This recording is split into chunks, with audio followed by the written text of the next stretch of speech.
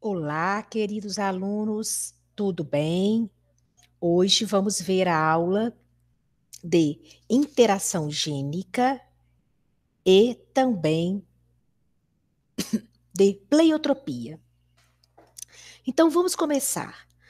Bem, antes da gente realmente iniciar este processo, o que nós temos que lembrar? Até agora, o que nós estudamos? Nós estudamos que na segunda lei de Mendel, cada característica é condicionada por um par de genes, certo? Por exemplo, o que nós vimos? Por exemplo, eu tenho o gene R, que determina a cor da ervilha, e o gene E, por exemplo, que determina a, a textura da ervilha, certo? Ou seja, dois genes e cada gene um caráter. Agora, nós vamos ver alguns casos raros em que ocorrem diferenças nestas relações. Então, vamos começar pela interação gênica. Veja, interação gênica clássica é aquela que dois ou mais pares de genes atuam ao mesmo tempo para condicionar uma característica só. Então, veja nesse caso, eu tenho aqui o gene A, representado pelos alelos azão, azinho, e o gene B, representado pelos alelos Bzão, Bzinho. Estes dois genes, eles juntos condicionam a formação de um único caráter. Vamos dar um exemplo clássico. No caso da herança da forma da crista de determinadas raças de galinhas, vimos que esta característica é condicionada por dois pares de genes. O gene R e o gene E, que juntos interagem na formação desta característica. Então, observe que quando a galinha ela herda de seus pais o genótipo contendo o alelo E maiúsculo interagindo com o alelo R minúsculo, esta interação condiciona a formação de um fenótipo para esta característica, chamado de forma da crista ervilha.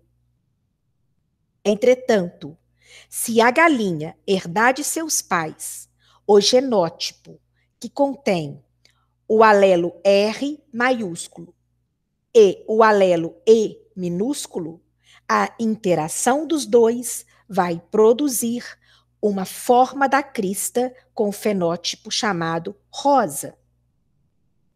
Porém, se a galinha ela herdar no seu genótipo os dois alelos dominantes, tanto o R quanto o E, a interação desses dois alelos dominantes produz um fenótipo de crista chamado nós. E quando a galinha recebe de seus pais, seus progenitores, o genótipo duplo homozigoto recessivo, Rzinho e Ezinho, ela então irá produzir, né, esse genótipo irá produzir um fenótipo para a forma da crista chamado simples. Então você nota que neste caso eu tenho apenas uma característica. E esta característica, ela tem 4 fenótipos: ervilha, rosa, noz e simples. E por que 4 fenótipos? Porque esta característica única está sendo condicionada pela interação de 2 genes.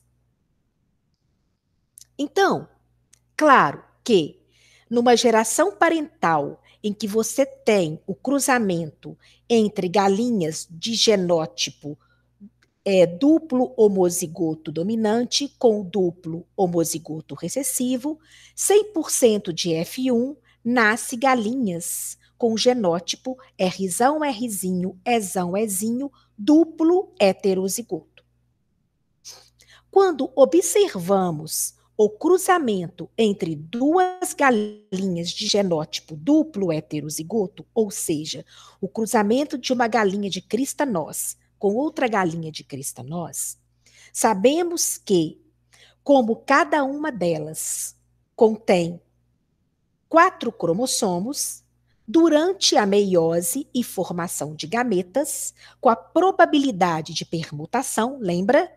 Cada uma delas, cada um dos progenitores, irá produzir 4 tipos diferentes de gametas. Gameta Rzão, Ezão, gameta Rzão, Ezinho, gameta Rzinho, Ezão e gameta Rzinho, Ezinho. Então, cada descendente deste cruzamento, que é um indivíduo de F2, ele pode nascer dentro de 16 probabilidades de fecundações. E o que observa-se deste cruzamento? Que desses 16 descendentes em F2, nós teremos 9 em 16, que vai nascer de crista nós, porque tem os alelos Rzão e Ezão no seu genótipo. 3 em 16 vão nascer com o fenótipo de crista rosa, porque tem somente o alelo R dominante. 3 sobre 16 terão crista ervilha, porque tem apenas no seu genótipo o alelo E dominante. E 1 em 16, que vai ter, então, a crista simples, porque é formado de genótipos apenas com alelos recessivos. Beleza, pessoal? Você nota que a proporção fenotípica, então, em F2, será 9 para 3 para 3 para 1. Patrícia, essa proporção é a mesma que nós vimos na aula passada de segunda lei de Mendel. Sim, é a mesma proporção.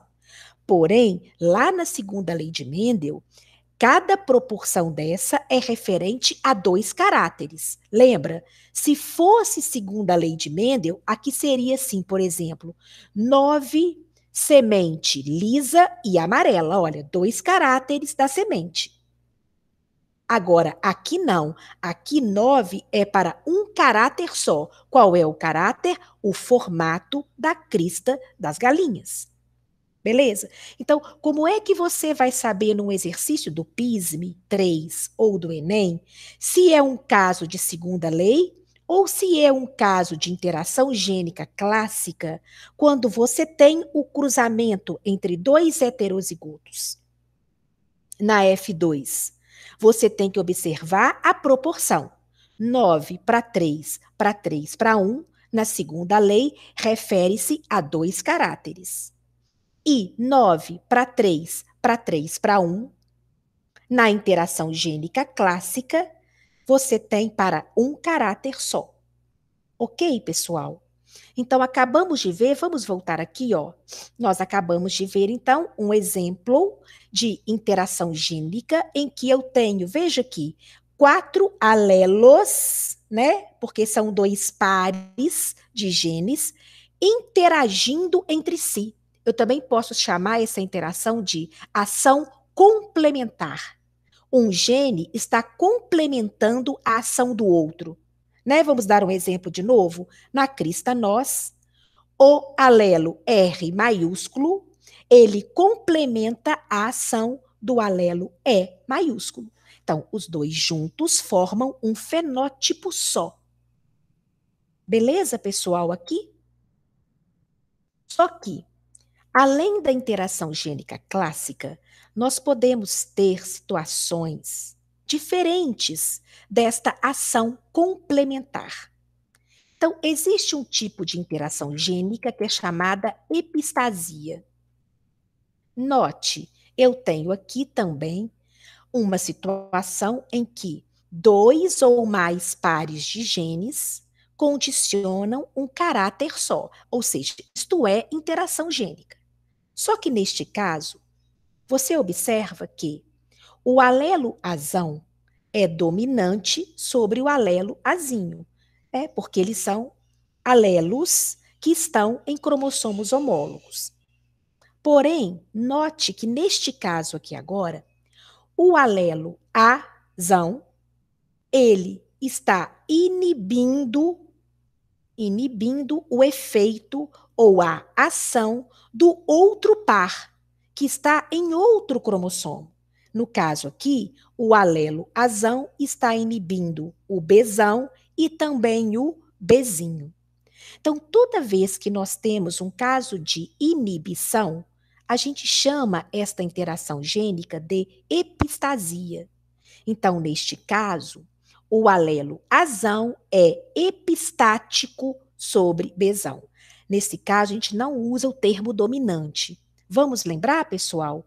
O termo dominante e recessivo é entre alelos que estão no mesmo cromossomo homólogo, tá?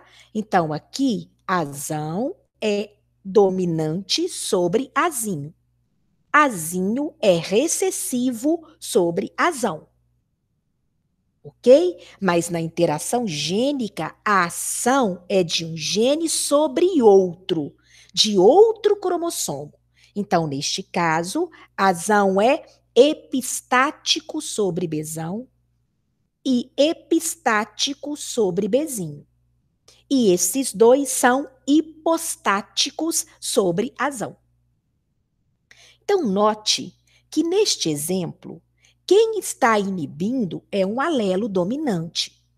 Mas existem situações que quem vai inibir é um alelo recessivo. Então, agora nós vamos ver os dois tipos de epistasia: a epistasia dominante e a epistasia recessiva. Vamos lá. Vamos bem devagar. Na epistasia dominante, o alelo dominante de um par inibe a ação dos alelos do outro par. Então, vamos dar exemplo da herança da cor do fruto da abóbora. Observe, um caráter só, a cor do fruto da abóbora, que é condicionada por dois pares de genes.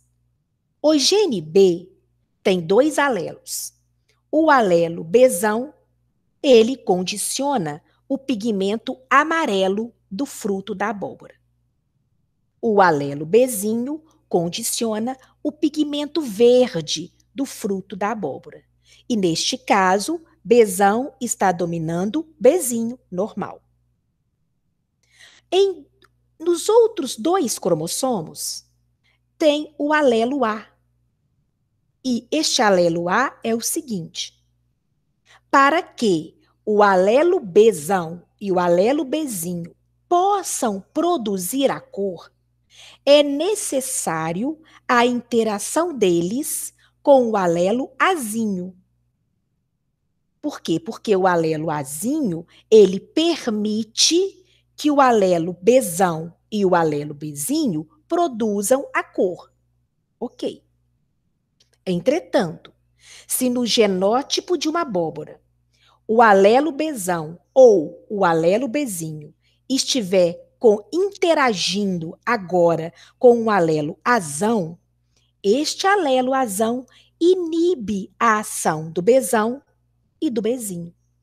E dessa forma, a abóbora não vai ter nem coloração amarela e nem coloração verde. Ela vai permanecer com a sua coloração incolor ou branca. Então, vamos entender esse processo. Venha para o desenho. Toda vez que eu falo de epistasia, começa pela ação do epistático, ok? Vamos devagar. Eu tenho aqui uma abóbora que contém um composto que lhe confere uma cor incolor ou branca.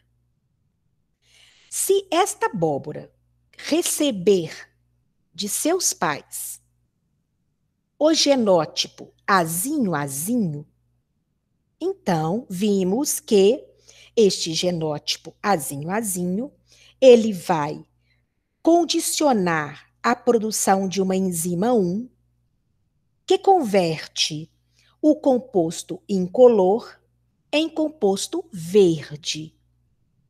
Então, observe que para a abóbora nascer com a coloração verde, ela tem que ter no genótipo dela o conjunto azinho-azinho. Se porventura esta abóbora nascesse com o genótipo contendo azão, que poderia ser azão-azão ou azão-azinho, ela então não conseguiria produzir a enzima 1. E a abóbora iria permanecer com a coloração incolor. Tudo bem.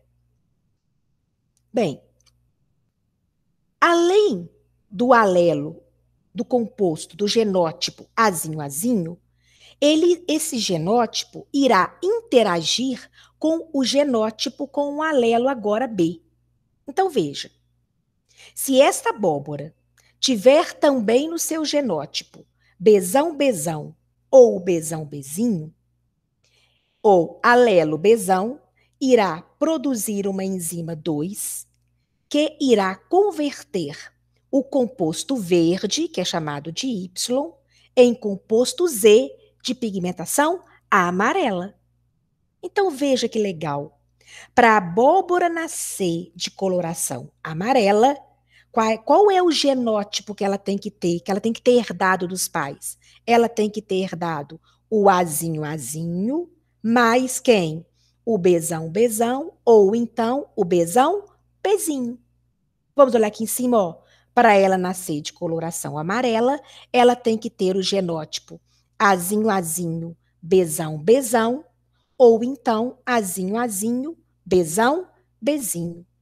Como é que a gente faz a leitura, a grosso modo, disso? Ó, azinho-azinho irá permitir que o Bzão produza a cor. Olha que legal. Então, olha, o azinho-azinho irá permitir, irá interagir com o Bzão para produzir a cor amarela. Viu? Ô, Patrícia, e a verde? Bom, nós já vimos até agora que a abóbora verde, ela tem que ter azinho para permitir a cor. Mas além do azinho, qual é que ela vai ter do B? Bom, no caso do B, ela não pode ter o gene Bzão, porque gene Bzão transforma verde em amarelo. Então, o que essa abóbora tem que fazer? Ela não pode permitir a conversão. Então, ela tem que ter qual genótipo com relação ao gene B? Bzinho. Então, uma abóbora, para ela nascer com a cor verde, qual é o genótipo que ela tem que ter? Azinho, Bzinho. Olha aqui, azinho, Bzinho. Veja que situação. Então, vamos comparar agora o cruzamento entre dois indivíduos heterozigotos para saber qual é a proporção da sua F2. Então, veja, aqui eu tenho, então, da mesma forma que vimos anteriormente, né, na epistasia clássica, o cruzamento de um indivíduo duplo heterozigoto dominante com duplo homozigoto dominante com duplo homozigoto recessivo, produzindo uma F1 100% duplo heterozigoto. Vamos agora fazer o cruzamento de uma abóbora duplo heterozigota de F1 com outra abóbora duplo heterozigoto de F1. Então, as duas são brancas, lembra? Vamos recordar que quando o genótipo tem o alelo azão, ele inibe o pigmento de Bzão e inibe o pigmento de Bzinho. Então, a abóbora, ela permanece branca, incolor. Professora, neste caso, a gente também está vendo uma proporção fenotípica aqui de 9 para 3 para 3 para 1, igual à anterior. Certo. Porque aqui também, cada indivíduo vai produzir na meiose 4 tipos diferentes de gametas. Então, quando esses 4 gametas interagem com os outros 4 gametas, nós teremos 16 possibilidades. Por isso que se eu somar aqui, ó, 9 mais 3 mais 3 mais 1, tem 16 possibilidades. Só que agora vai ser diferente. Por quê? Porque sabemos que tanto essas 9 possibilidades aqui, que tem no seu genótipo o Azão dominante e o Bzão dominante, quanto essas 3 possibilidades que têm o Azão dominante, no fim, qual vai ser o fenótipo para esses indivíduos? Tudo branca, né? Porque todos os 2 tipos contêm o alelo Azão dominante que inibe. Inibe quem mesmo? Bzão, e também inibe Bzinho. Então, na verdade, das 16 possibilidades, 12 possibilidades de nascer branca, ok? 3 possibilidades. Nasce azinho-azinho, que permite a produção do pigmento do Bzão, que vai ser amarela. E uma possibilidade de azinho-azinho, que permite o pigmento do Bzinho, que vai ser verde. Então, finalizando, do cruzamento entre 2 indivíduos heterozigotos, a F2 terá uma proporção de 12 para 3 para 1. Tá vendo? Olha a diferença dessa proporção para esta aqui, ó. Aqui nós temos uma proporção de 9 para 3 para 3 para 1, porque aqui não existe inibição. Todos os 4 alelos vão se complementar. Por isso, 4 fenótipos. Agora, aqui, nós temos uma epistasia dominante.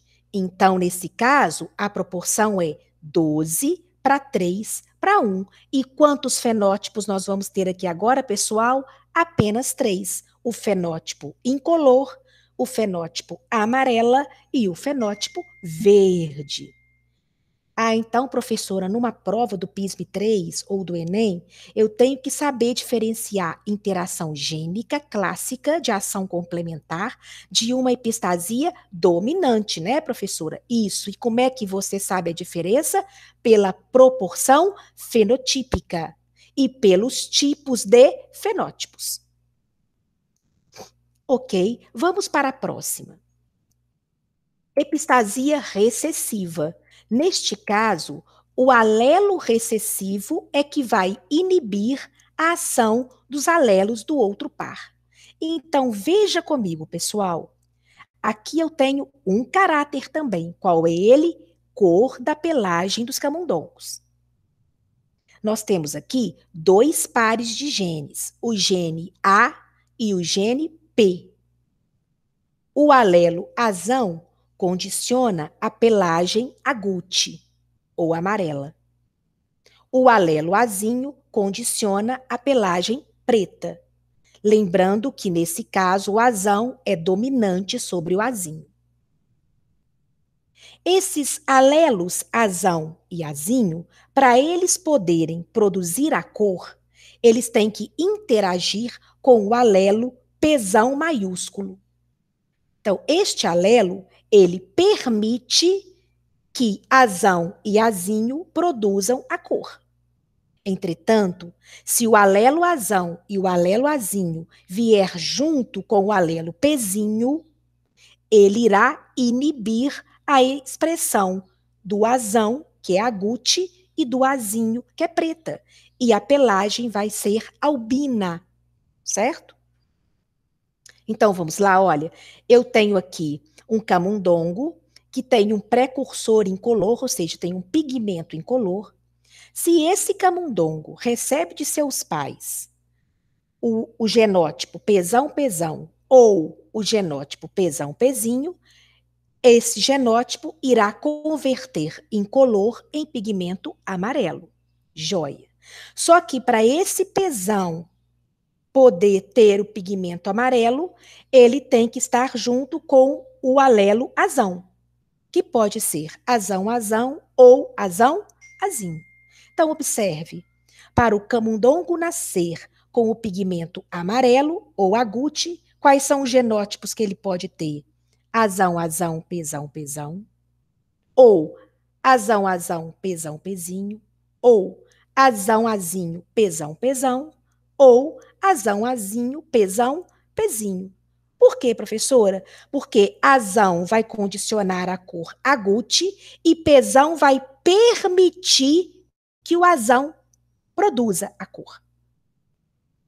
Agora, o pigmento preto. O pigmento preto, o indivíduo ele tem que ter pesão-pesão ou pesão-pezinho, porque o alelo P é que determina, é que permite a pigmentação. Só que nesse caso, ele não pode ter o alelo azão, né? Porque azão é agute. Então, qual que ele tem que ter? Azinho-azinho. Então, camundongo preto vai ter o genótipo azinho-azinho, pesão-pesão ou azinho-azinho, pesão-pezinho. E todos os genótipos que contêm pezinho-pezinho é albino, né? Porque pezinho-pezinho inibe que azão produza agute e inibe que azinho produza preto. Então, camundongos, azão-azão, pezinho-pezinho, azão-azinho, pezinho-pezinho e azinho-azinho, pezinho-pezinho, eles não vão ter cor. Eles serão albinos.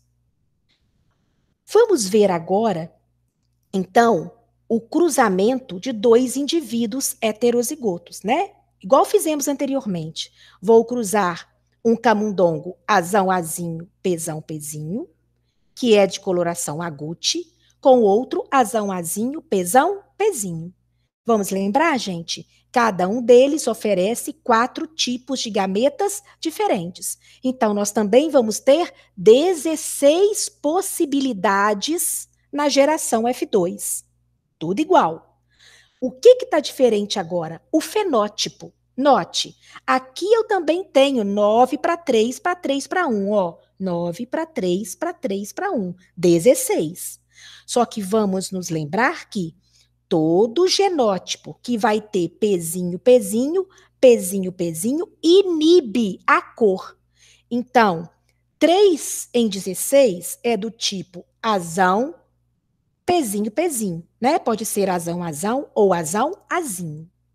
E 1 é azinho, azinho, pezinho, pezinho. Então, olha, esses 4 genótipos, vamos vê-los aqui, ó. 1, 2, 3, 4. Eles vão ter o fenótipo albino ou branco, certo? Para nascer preto, ele vai ter, então, vamos nos lembrar aqui, que ele vai ter o azinho, que confere cor preta, e vai ter o pesão, que permite a cor. Então, eu tenho, dos 16, 3 camundongos pretos e 9 que vão receber o azão, que confere cor agute, e o pesão, que permite que o azão produza a cor. Então, no final, qual é a proporção fenotípica aqui agora, pessoal? 9 para 3 para 4. Olha, já é diferente. Quantos fenótipos eu tenho? 3, professoras. Fenótipo agute, fenótipo preto e fenótipo albino. Ah, então eu já sei. A epistasia dominante, ela é diferente da recessiva quando eu levo em consideração a proporção fenotípica. Vamos ver a anterior, então? Na epistasia dominante, a proporção é 12 para 3 para 1. Na epistasia recessiva, é 9 para 3 para 4. Então, cuidado com isso na hora que você fizer a leitura do exercício na sua prova, ok? E por último, nós temos uma epistasia chamada recessiva dupla. Gente, neste caso, nós temos dois pares de alelos que condicionam uma característica que chama você conseguir escutar, né? Bom, acontece o seguinte, para você nascer normal, né? Você tem que ter o alelo Dzão e você tem que ter o alelo Ezão. O alelo Dzão vai formar a cóclea, que faz parte do ouvido, e o alelo Ezão vai formar o nervo auditivo. Porém, quando você tem no genótipo o Dzinho e também o Ezinho, os dois são epistáticos. O Dzinho é epistático sobre o Ezão. E o Ezinho é epistático sobre o Dzão. E aí não ocorre condições do indivíduo escutar normalmente. Então, ele passa a ter uma surdez congênita. Então, através desse conhecimento, nós sabemos que indivíduos que nascem, que recebem de seus pais o genótipo Dzão e o genótipo Ezão, eles são indivíduos normais, escutam normalmente.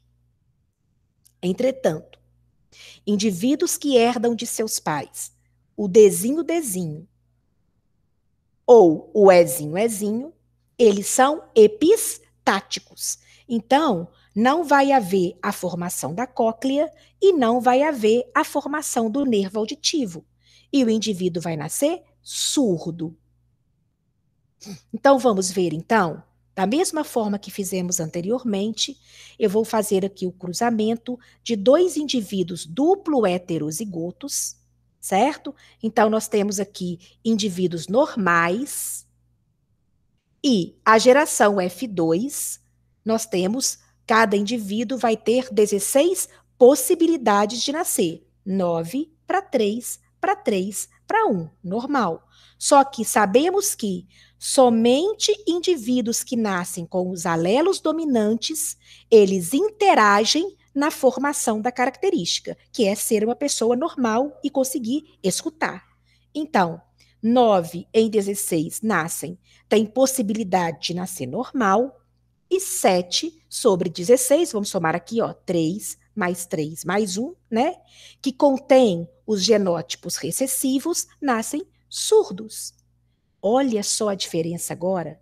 Professora, então agora, na epistasia recessiva dupla, a proporção fenotípica passou para 9 para 7. E quantos fenótipos eu tenho aqui? E, professora, que eu não tenho mais 3 fenótipos, eu só tenho 2. Ou a pessoa é normal, ou a pessoa é surda. Cuidado na hora do exercício do PISM 3, ok? Espero, pessoal, que vocês tenham entendido. Então, vamos fazer um apanhado geral? Então, nós vimos 4 tipos diferentes de interação gênica. A clássica, ou complementar, epistasia dominante, epistasia recessiva e epistasia duplo recessiva. Então, qual é a proporção fenotípica para o primeiro tipo? 9 para 3 para 3 para 1. E para a epistasia dominante? 12 para 3 para 1. Para a epistasia recessiva? 9 para 3 para 4. E para a epistasia duplo recessiva? 9 para 7. Beleza, pessoal? Espero que vocês tenham conseguido entender e que eu tenha conseguido explicar. Assisto essa aula várias vezes e na nossa próxima aula síncrona da próxima semana vamos tirar todas as dúvidas, tá bom? Bom, a gente fecha epistasia e interação gênica, aonde 2 ou mais pares de alelos interagem na formação de uma característica só. Ok. Entretanto, nós vamos ver agora uma próxima interação gênica em que 2 ou mais alelos formam também uma característica só. Só que neste caso, não existe dominância recessivo, não existe epistático, hipostático. Existem genes que vamos chamar de poligenes. Vamos devagar. Então, esta próxima interação gênica é chamada de herança quantitativa ou herança poligênica. Ocorre quando dois ou mais genes, com efeito aditivo ou cumulativo, atuam na formação de uma única característica. E estes genes de efeito aditivo são chamados de poligenes. Então, quando eu me refiro a este tipo de herança, o genótipo de um indivíduo, ele vai ter alelos com letra maiúscula, que eu chamo de efetivo, e alelos com letra minúscula, que eu chamo de não efetivo. Então, vamos falar então que não há relação de dominância entre eles. E quando esses alelos efetivos, eles estão juntos no genótipo, eles conferem um fenótipo. E o fenótipo, ele varia de acordo com a quantidade de genes efetivos que tem. Então, a gente fala que vai aparecer vários fenótipos graduais. Daqui a pouquinho vamos entender isso. No caso desta herança, no homem, a gente estuda muito quando falamos da estatura do homem, quando falamos da cor da pele, quando falamos da cor de olhos. Ok? E também existem exercícios de vestibular que já trouxeram herança quantitativa com relação ao caráter, cor da semente do trigo, altura da planta, produção de leite no gado. Então, nós vamos explicar aqui agora a herança quantitativa, levando em consideração a cor da pele humana. Então, veja. Característica, uma só, cor na pele humana.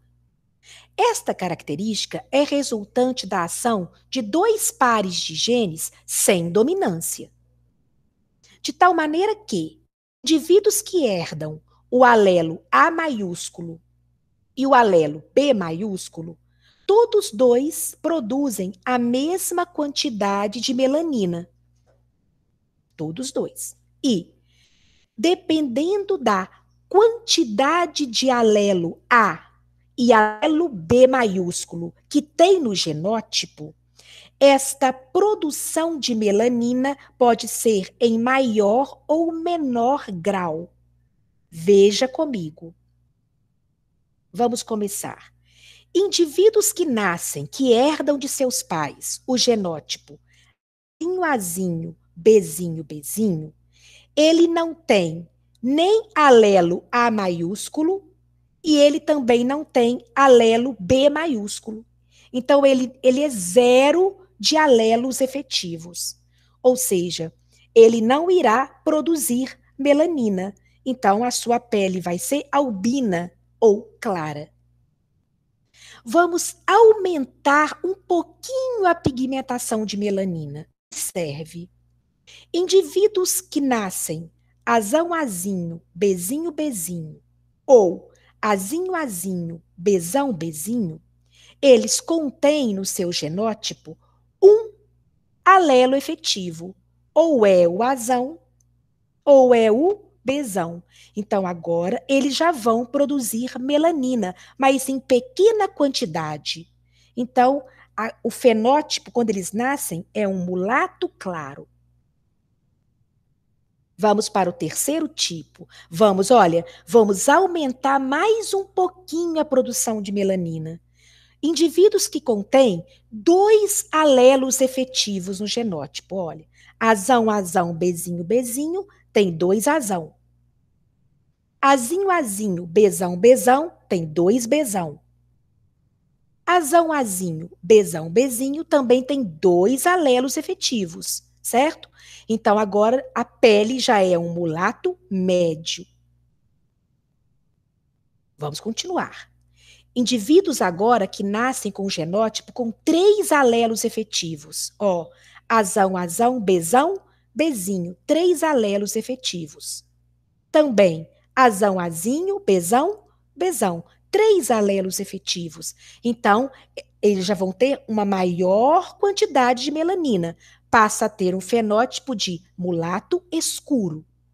E, por fim, os indivíduos que herdam os 4 alelos efetivos, ele produz o máximo de melanina possível. Então, a pele fica mais escura. Eu tenho, então, uma pele negra. Olha que legal. Então, o que nós vamos fazer agora? Vamos fazer o cruzamento de 2 indivíduos duplo heterozigoto, igual fizemos em todas até agora. Então, veja, quando eu tenho o cruzamento de 2 indivíduos duplo heterozigotos, né? Azão, azinho, bezão, bezinho, um mulato médio cruzando com outro indivíduo mulato médio, cada um deles oferece 4 tipos de gametas. Então, cada descendente tem 16 probabilidades. Só que note, vamos pela escala gradativa de aumento de melanina? Olha, eu tenho 1 em 16 de nascer com a pele albina. Azinho, azinho, bezinho, bezinho. Eu tenho 4 sobre 16 de nascer mulato claro, que tem apenas um alelo efetivo. Eu tenho 6 sobre 16 que nasce mulato médio, com 2 alelos efetivos. Eu tenho também 4 sobre 16 que nascem com 3 alelos efetivos, mulato escuro. E temos 1 em 16 que nasce, então, com os 4 alelos efetivos, negro. Olha só como é que foi havendo o aparecimento de fenótipos graduais. Note, então, que deste cruzamento apareceram 5 fenótipos diferentes, né? Branco, mulato claro, mulato médio, mulato escuro e negro.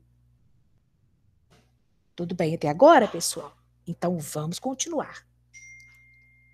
As provas do PISME-3 e do Enem, na maioria das vezes, pede para o aluno determinar o número de fenótipos e o número de alelos que tem no genótipo. Então, você sempre leva em consideração a regra. Número de alelos é igual número de fenótipos menos 1.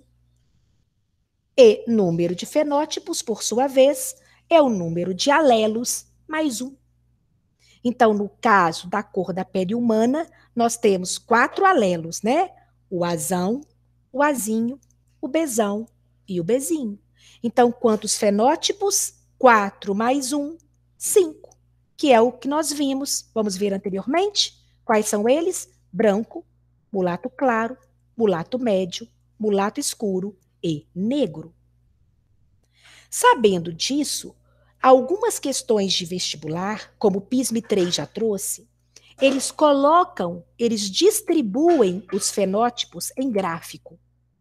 Então, aqui nós observamos que o gráfico entre a proporção de aparecimento do fenótipo na F2 com relação aos tipos de fenótipos, nós vimos que nós temos sempre os fenótipos extremos, aqueles que aparecem menos, né?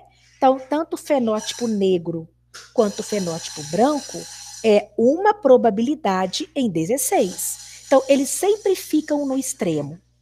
E no meio ficam os fenótipos intermediários. Então, mulato escuro e mulato claro, proporção de 4 em 16. E mulato médio, proporção de 6 em 16. Então, cuidado que o PISME-3 pode trazer uma questão te mostrando um gráfico. E quando é que você sabe que é herança quantitativa? Quando você tem gráficos em que os fenótipos que aparecem menos estão nas extremidades. Ok? Bem, continuando. Também, algumas questões de vestibular pedem para você calcular as proporções de classes fenotípicas na geração F2, do cruzamento entre dois indivíduos heterozigotos. Até aqui tudo bem, porque você pode, olha, vamos voltar. Você pode fazer aqui ó, o quadro de Punnett e me falar. Isso aqui é a proporção. 1:4:6:4:1, professora. Beleza, gente. Isso é quando você tem cruzamento entre dois tipos só de pares. Agora, você imagina uma característica que você vai ter 3 pares de genes, 4 pares de genes. Imagina só a dor de cabeça para você fazer um quadro de Punnett. Então, você pode lançar a mão de duas situações. Ou você usa o binômio de Newton, que você aprende lá na matemática, né? P mais Q, N ao quadrado, aonde N é o número total de alelos, P é o número de alelos efetivos, né? E Q é o número de alelos não efetivos. Ou seja, o P são de alelos de letra maiúscula e o Q, os alelos de letra minúscula. Vamos fazer com relação à cor de pele? Então, P mais Q elevado a 4. Vamos lembrar que para a cor de pele temos 4 alelos: o Azão, o Azinho, o Bzão e o Bzinho. Então, P mais Q elevado a 4, nós vamos ter uma probabilidade de um fenótipo que tem o quê, pessoal? Os 4 alelos maiúsculos. Então, qual que é ele? Negro. Olha que legal.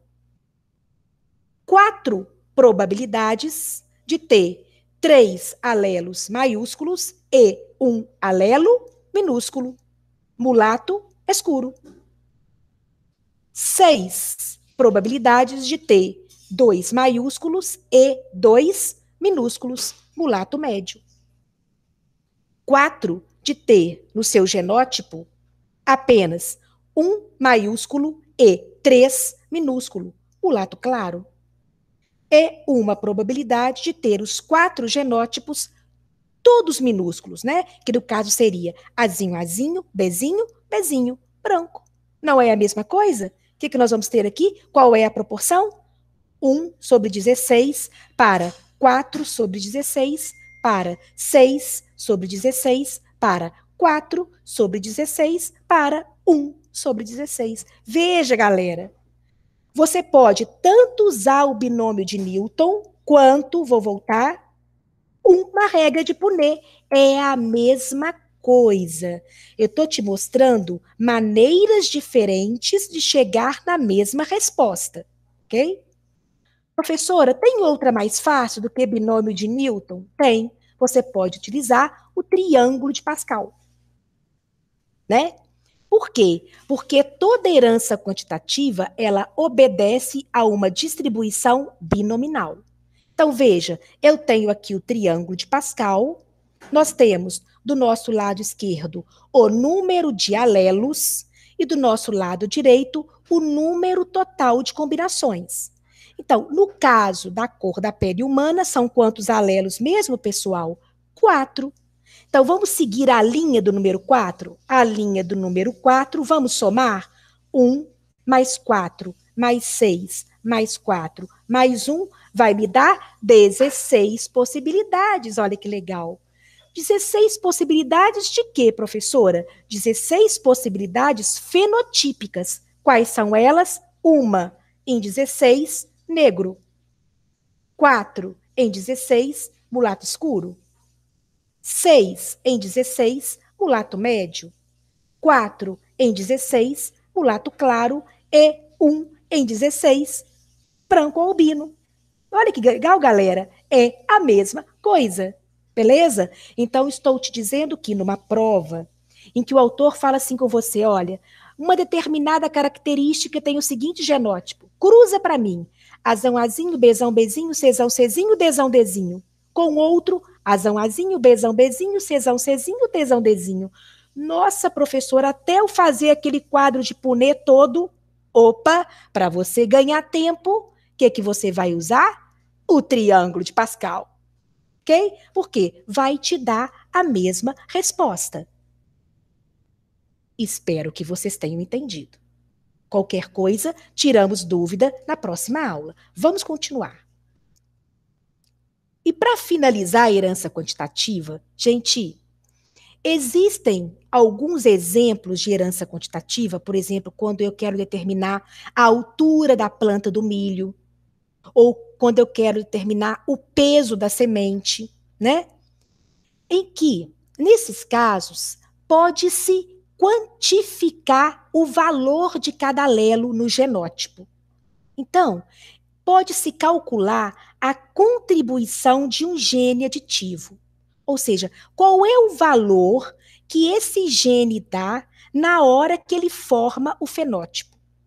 Então, o valor de um gene é igual à diferença entre o fenótipo máximo do fenótipo mínimo sobre o número total de genes. Professora, não entendi. Vamos dar um exemplo. O autor, na prova do vestibular, diz o seguinte para você: a altura da planta do milho é condicionada por 3 pares de genes. E esses 3 pares, vamos dar um exemplo: Azão Azinho, Bezão Bezinho e Czão Czinho, que produzem várias classes fenotípicas, sendo o fenótipo extremo menor 150 centímetros. E o fenótipo extremo maior, 300. Ah, tá, professora, você está me dando aí 2 fenótipos, um de 150 e um de 300. Ok. Mas, professora, mas quantos podem ter? Ah, para você saber quantos fenótipos intermediários vão ter entre 150 e 300, você tem que saber primeiro qual é o valor de cada gene maiúsculo que tem que ter. Então, vamos fazer? Quantos centímetros cada gene efetivo adiciona no fenótipo mínimo? Então, 300 menos 150 vai dar 25 centímetros. Ô, professora, mas qual que é o número total de genes? Não são 3 pares? Então, é 6, não é? O Azão, o Azinho, o Bezão, o Bezinho, o Czão e o Czinho. Então, 300 menos 150, 150 dividido por 6 vai dar 25 centímetros. Olha como é que descobre. Então, agora vamos montar quantos fenótipos intermediários nós temos entre 150 e 300? Quantos nós vamos ter? 150 é o mínimo, mais 25, 175. Mais 25, 200. Mais 25, 225. E assim sucessivamente até chegar no máximo, que é 300. Então, me conta, galera, quantos fenótipos 3 pares de genes podem produzir para a altura da planta do milho? 1, 2, 3, 4, 5, 6, 7 fenótipos. Deu para entender? Então, existem várias maneiras de ter uma pergunta de vestibular relacionado com cálculo. Vamos começar. Então, vamos pegar um exemplo. O autor diz o seguinte: o peso, a característica é o peso. O peso do fruto de uma determinada espécie varia entre 150 gramas a 300 gramas. Então, eu já sei os 2 fenótipos extremos. Do cruzamento entre 2 indivíduos homozigóticos, que produz fruto de 150 gramas, com homozigótico, que produz fruto de 300 gramas, obteve-se uma geração F1 que se autofecunda e produz na geração F2 7 fenótipos diferentes. Sabendo-se que o peso do fruto é um caso de herança quantitativa, Responda. Primeira pergunta. Quantos pares de genes estão envolvidos na determinação do peso do fruto dessa espécie? Vamos utilizar a nossa regra? Número de alelos é igual a número de fenótipos menos 1. O autor já nos disse, não é? Quantos alelos nós vamos ter? Nós vamos ter 3 pares de genes, 6 alelos. Por quê? Porque o número de alelos é o número de fenótipos menos 1. Qual é o número de fenótipo? 7. 7 menos 1, 6. 6 alelos distribuídos em 3 pares. Olha que fácil. Letra B. Ele quer saber qual é o efeito aditivo de cada gene. Vamos usar o valor do gene. Qual é o fenótipo máximo? 300. Qual é o fenótipo mínimo? 150. Qual é o número total de genes que você descobriu na letra A? 6. 300 menos 150 dividido por 6, 25 gramas. Cada gene, ele aumenta 25 gramas no peso em cada fenótipo gradativo, certo? Então, na letra B, ele pede, olha, galera, de acordo com o triângulo de Pascal, qual é a proporção de cada classe fenotípica obtida em F2? Nossa, imagina se você tiver que fazer a regra de Punnett, né? Então, você volta, vamos voltar lá no nosso triângulo de Pascal, lembrando que aqui são 6 alelos. Então, vamos voltar? Olha lá, 6 alelos, vamos seguir a linha. Qual é a probabilidade? Qual é a proporção, então? É 1 para 6, para 15, para 20, para 15, para 6, para 1. Vamos contar quantos fenótipos tem? 1, 2, 3, 4, 5, 6, 7. Olha que legal! Então, resposta aqui, vamos voltar, galera. Olha lá, 1 para 6, para 15, para 20, para 15, para 6, para 1, em 64 possibilidades. Ufa! Tá vendo? Galera, este tipo de exercício não cai muito no PISM 3 e eu não caiu nenhuma vez no Enem, tá? Mas pode acontecer, né? E de acordo com o cronograma que o PISM lançou dos tipos de aulas que vão cair no PISM 3, lá tem herança quantitativa, certo? Ou herança poligênica. Então, por isso que nós estamos estudando aqui, beleza? Tudo certo? Vimos, então, interação gênica, vimos epistasia, vimos herança quantitativa. Todas elas, nós temos 2 ou mais pares de genes que vão condicionar um caráter. Igual aqui, ó. O caráter é peso dos frutos. Mas quantos pares de genes eu tenho aqui? 3 pares. Cor da pele humana, 1 caráter. Mas quantos genes? 2 pares. Certo? Isso é interação gênica. Que beleza, professor, entendi tudo. Mas existe uma condição aonde ocorre o contrário. Então, agora nós vamos ver a pleiotropia. Aqui neste caso, galera, o que acontece? Apenas um par de alelos condiciona 2 ou mais características. Então, é o contrário da interação gênica. Veja o exemplo.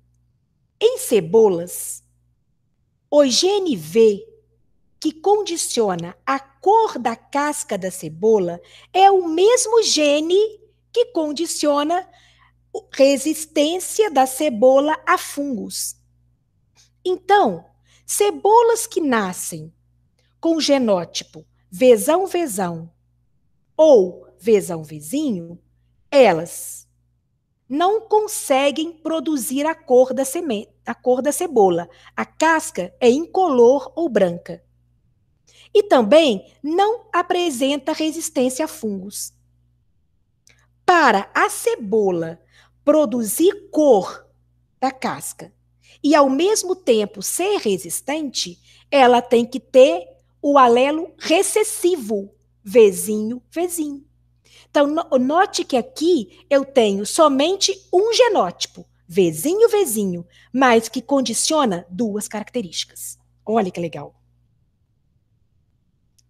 Na espécie humana, existe uma característica chamada fenilcetonúria, que é uma doença, em que um par de alelos, que no caso da fenilcetonúria também é recessivo, ele provoca o surgimento dessa característica. Mas, a partir dela, desencadeia outra série de características. Então, é diferente do primeiro caso. Vou direto à explicação, certo? Então, por exemplo, existe um aminoácido chamado fenilalanina, que a gente adquire na nossa alimentação. Este aminoácido, lá no fígado, ele é transformado no aminoácido tirosina. Então, vou voltar aqui, olha. Indivíduos que recebem genótipo dominante são indivíduos que têm uma ação normal dessa enzima. Então, veja, indivíduos dominantes produzem a enzima A, que vai então transformar a fenilalanina em tirosina. Ótimo! E a tirosina, então, ela vai determinar uma série de características no corpo da pessoa.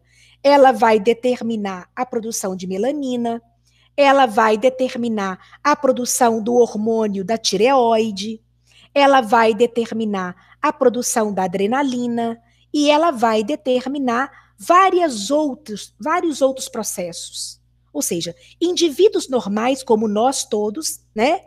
Nós conseguimos transformar o aminoácido fenilalanina em tirosina e a tirosina em todos os outros. Ok? Beleza. Entretanto, existem algumas crianças que nascem com, vamos voltar aqui, ó, o alelo recessivo. E quando a criança nasce com o alelo recessivo, ela não produz a enzima A. E a fenilalanina não se transforma em tirosina. Então, este bloqueio provoca uma série de desvios na via metabólica. Então, esse aminoácido fenilalanina, ele vai ficar muito depositado no fígado, ele não transforma em tirosina e ele pode ser transportado para o cérebro, certo? E lá ele vai produzir uma doença chamada fenilcetonúria, ou PKU. Observe, olha a quantidade de características dentro de uma só. Veja. Então, o que o indivíduo com essa doença, qual é a característica primária que aparece na doença? O bloqueio. A fenilalanina não se transforma em tirosina. Esta é a característica primária. E a partir dela, quantas outras aparecem? Todas as que estão aqui na fenilcetonúria. Além dessas, veja, se ocorre o bloqueio, não há produção de melanina e o indivíduo fica albino. Não há produção de tirosina e o indivíduo tem cretinismo, um retardo geral do desenvolvimento dele. O indivíduo não produz adrenalina, então ele diminui nível de adrenalina no organismo. Olha quantas consequências em azul do bloqueio da enzima A. Então veja que nesse caso eu tenho uma pleiotropia, ok? Ou seja, um gene só que vai determinar uma característica primária, que é o bloqueio da enzima A, levando ao aparecimento de características secundárias, que são todas em azul, que ocorrem devido a este bloqueio. Beleza, galera? Então, a gente termina a nossa aula sobre interação gênica, epistasia e pleiotropia, ok? Espero que vocês tenham gostado. Foi muita informação. Vejam com calma, com tranquilidade, e na nossa próxima aula a gente tira as dúvidas. Não se esqueça também de fazer o seu estudo dirigido 5, que já está lá no CIGA. Beleza, pessoal? Sobre esta matéria. Tudo de bom. Fiquem com Deus.